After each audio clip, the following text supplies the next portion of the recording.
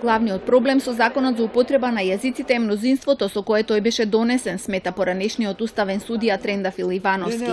Овој закон, смета тој, треба да биде донесен со двотретинско мнозинство, затоа што со него се уредуваат прашања за употребата на јазикот во судските постапки, како и во органите на државната управа и општините, кои според уставот се уредуваат во согласност со закони кои се донесуваат со двотретинско мнозинство. И покрај тоа што категорички не е подлечено во уставот дека овој закон се донесе со двотретинско мнозинство, но од самиот карактер, од уставно-правниот карактер го покренува тоа прашање, и имајќи во предвид постапката како се донесуваше законот, дека опозицијата не беше присутна при гласањето, имајќи во предвид дека токму тие прашања со таков карактер, за кој што е потребно двотретинско мнозинство, дека ќе се покренува проблеми, ќе се покренуваат прашања, ќе бидат оспорувани и место да се затвори прашањето еднаш за секогаш, тоа и понатаму ќе ескалира. За Ивановски е спорен и начинот на кој се носеше законот. Вели дека доколку премиерот останеше на ветувањето дека тој ќе биде во рамки на уставот кој ги уредува основите за употребата на македонскиот јазик и јазиците на другите националности,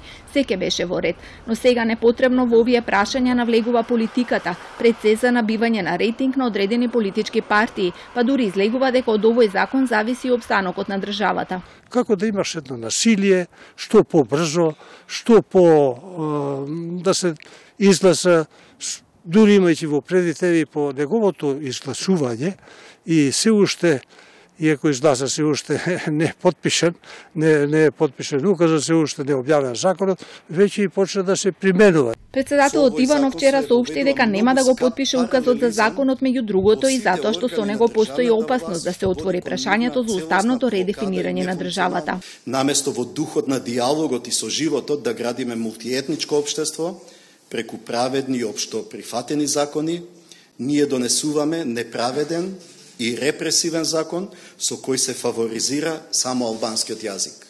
Вице-премиерот Бујар Османи денеска изјави дека е разочаран од постапката на Иванов, но дека со неа ништо нема да се смени. Покрај тоа што не разочара, не загрижува, пошто ќе го прегласаме пак во законот во собрање во наредните денови. Од владата преку соопштение вела дека сите одредби се во согласност со уставот и дека со законот се унапредуваат правата на сите етнички заедници.